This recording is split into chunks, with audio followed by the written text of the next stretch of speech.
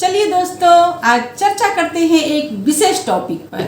यहाँ बात मैं करूँगी, आज मैं एक बहुत ही साधारण किंतु एक अद्भुत जानकारी शेयर करने वाली हूँ आपके साथ। मैंने बहुत सारे लोगों के घर में देखा है कि घर के आगे कुछ पौधे लगाते हैं, लेकिन अज्ञानतावश वह ऐसे पौधे लगा लेते हैं जिससे उनके घर में सुख शांति नहीं आती है।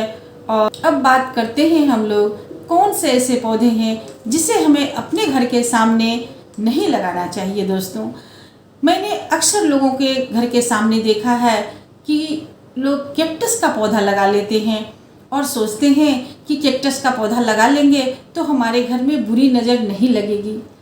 लेकिन दोस्तों, सोचिए ज़रा, उसमें कितने सारे कांटे होते हैं। जब किसी व्यक्ति की आंखों को वो चुभ सकता है तो क्या वह ईश्वर को नहीं चुभ सकता है? सोचने वाली बात है। जब ईश्वर को वह कांटा चुभ जाएगा तो क्या वह हमारे घर के अंदर प्रवेश कर पाएंगे? वो तो बाहर से ही लौट जाएंगे। फिर क्या फ़ायदा है ऐसे नज़र से बचाने का? हमें तो भगवान चाहिए। भगवान हमें जो देते हैं वही मिलता है। इंसानों में इतनी शक्ति कहाँ है कि किसी को नज़र लगा सके।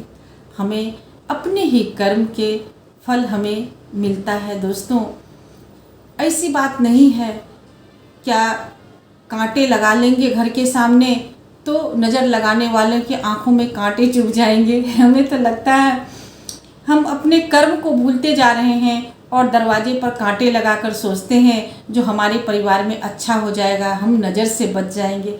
कैसे हम नज़र से बचेंगे जब हमारे पास प्रभु का आशीर्वाद नहीं होगा?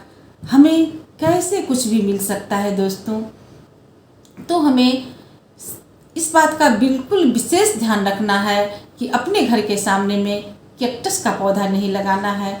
देखिए दोस्तों, लोग घर के सामने कैक्टस का पौधा लगा लेते हैं और अपने घर के मंदिर में देवी देवताओं की पूजा करते रहते हैं। देवी देवता तो बाहर से ही कैक्टस देख करके लौट गए, वो कैसे अब आपकी पूजा को स्वीकार करेंगे? जब वो रास्ता साफ होगा, आपका दरवाज़ा स्वच्छ होगा आपका, तभी तो कोई भी देवी देवता आपको आशीर्वाद देने पहुँचेंगे। कहते हैं ना, जब हम पूजा पाठ करते हैं तो प्रभु का आह्वान करते हैं। प्रभु का आह्वान हम करते हैं तो प्रभु हमारे पास आते हैं। जब हम घर के दरवाजे पर ही कांटा लगा के रखे हैं तो कैसे प्रभु हमारे घर में आएंगे और कैसे हम पर आशीर्वाद बरसाएंगे?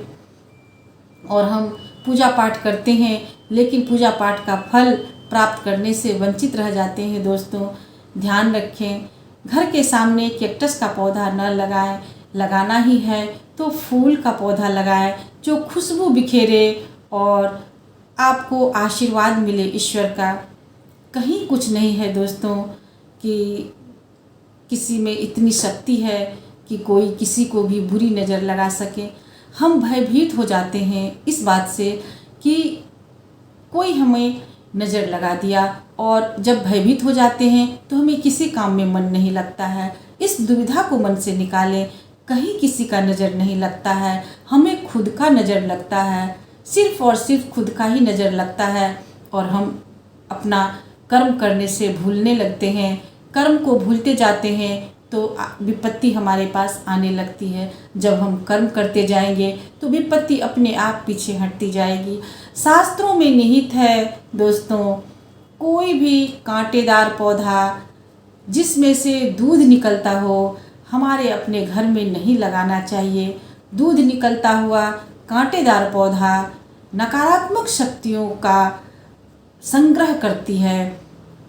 तो जब हम कांटेदार पौधा लगाएंगे तो नकारात्मक शक्तियाँ ही तो उसके आसपास होगी। जब हमारे घर के आसपास ऐसी शक्ति होगी तो हमारे घर में क्या आएगा? सोचने वाली बात है, कॉमन सी बात है यह। तो इसलिए दोस्तों, हमें कैक्टस का पौधा अपने घर में, अपने घर के सामने नहीं लगाना चाहिए। मैंने बहुत सारे लोगों को देखा है, मैं ज़्यादा टिप्पणी करना इस पर नहीं चाहती हूँ, लेकिन मैं जहाँ तक जानती हूँ और मैंने जितना पढ़ा है और जाना है, अनुभव प्राप्त किया है, उसी आधार पर मैं एक छोटी सी जानकारी आपके साथ शेयर कर रही हूँ। अब आपको क्या करना है यह तो आपके ऊपर है। उम्मीद है दोस्तों यह जानकारी आपको अच्छी लगी होगी। थोड़ी सी भी यदि हेल्पफुल हुई हो तो कम से कम अपनों में शेयर ज़रूर कर दीजिएगा, ताकि वह भी इस बातों से लाभान्वित हो सके और कांटेदार पौधों को हटाकर वहाँ फूल के पौधे लगाए और फूल की खुशबू उनके परिवार में आए और उनकी तरक्की हो, उनके सुख में वृद्धि हो। इसी कामना के साथ मैं आपसे विदा लेना चाहती हूँ। फिर मिलती हूँ अगले वीडियो में। तब तक आप भी स्वस्थ रहें, मस्त रहें, प्रसन्न रहें।